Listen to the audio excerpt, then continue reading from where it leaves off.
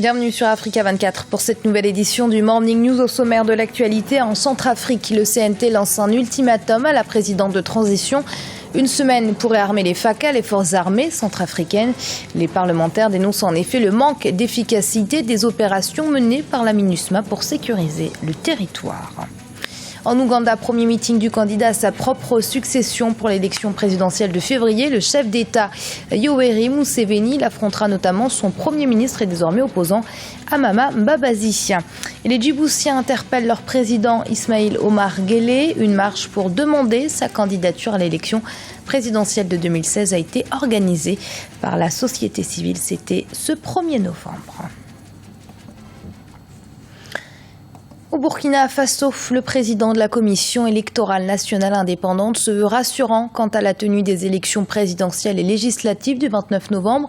Il a affirmé qu'aucune manipulation de chiffres ne serait possible à l'issue de ce double scrutin grâce au travail rigoureux qu'entreprend la CENI pour garantir une élection libre et transparente.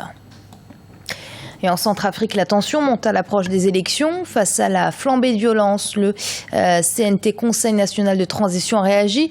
Dans une déclaration rendue publique ce mardi, les parlementaires lancent un ultimatum au gouvernement. Une semaine pour réarmer les FACA, les forces armées centrafricaines. Arwa Barkala. Tension et confusion à Bangui, capitale centrafricaine. À l'approche de l'élection présidentielle au calendrier incertain, des violences ont éclaté au sein de la capitale. Face à cette situation et pour renforcer la sécurité du pays, le Conseil national de transition a lancé un ultimatum d'une semaine au gouvernement afin de réarmer les FACA, les forces armées centrafricaines. C'est le gouvernement qui a la responsabilité de la vie de la population, la responsabilité de la paix, de la sécurité. Vous savez que la sécurité, c'est tout de même la principale mission du gouvernement actuel. Mais il y a aussi la part de la communauté internationale. Puisque ce n'est pas un régime normal, la communauté internationale et, disons, la République africaine est sous la tutelle de la communauté internationale. Donc, il y a à la fois la responsabilité du gouvernement et la responsabilité de la communauté internationale. La communauté internationale, qui a déjà été interpellée par plusieurs acteurs de la vie politique centrafricaine, semble impuissante face au regain de violence au sein de la capitale. De son côté, la présidente de la transition, Catherine Samba-Panza, critique la MINUSCA pour son manque de coordination et d'efficacité dans sa mission. Vous savez, le CNT exprime l'opinion de la population, selon laquelle les forces internationales ne la protègent pas suffisamment ou presque pas. Et même les candidats à la présidence devraient se réunir très rapidement pour proposer des solutions à la communauté internationale face à la crise que le pays vit. Et au lieu de penser d'abord aux élections. Si certains candidats à la présidentielle réclament une troisième période de transition, le CNT ne peut voter une mention de censure contre les autorités actuelles. Le ministre de la Défense sera d'ailleurs convoqué ce mercredi 4 novembre afin de répondre aux questions des parlementaires.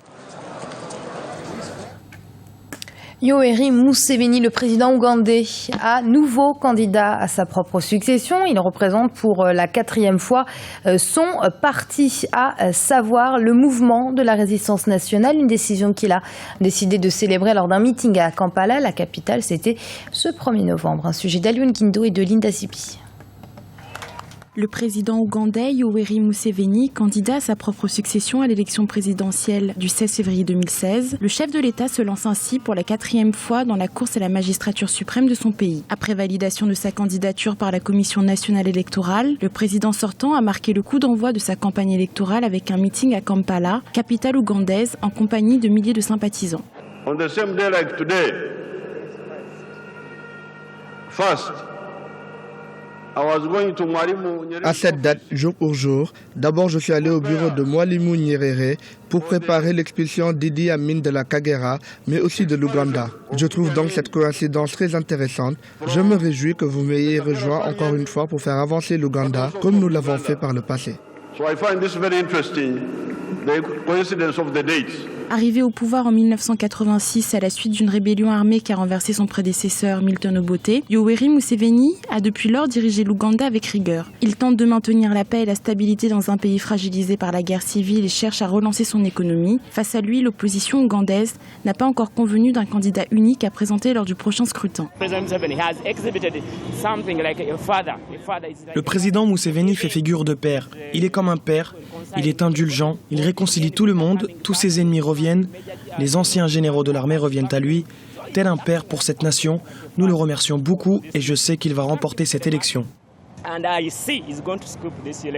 Dans la course à la présidentielle qui se dessine, une autre candidature a été validée par la Commission nationale électorale, celle de l'actuel Premier ministre du président Yoweri Museveni, Amama Mbabazi. L'opposant historique Kifefe Kizza Besigye vise également la magistrature suprême.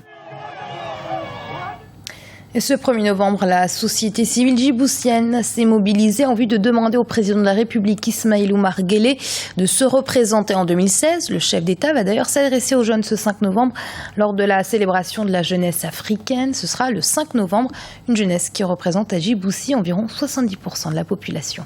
Liselcia Kizimana. La société civile djiboutienne marche pour son président. Le 1er novembre 2015, la société civile s'est mobilisée lors d'une marche de soutien au président Ismaël Omar Guelleh. Les milliers de citoyens descendus dans les rues avaient pour but de manifester leur soutien à l'actuel président et de solliciter une nouvelle candidature de ce dernier lors de l'élection présidentielle prévue en 2016. La société civile et la jeunesse ont voulu démontrer leur entière satisfaction de l'œuvre accomplie avec succès par le président de la République. Leur manifestation spontanée n'était nullement axée sur une quelconque célébration de la journée de la jeunesse. J'insiste là-dessus, mais avait eu pour but de solliciter de Monsieur le Président de la République d'accepter de se représenter aux élections présidentielles prévues pour 2016.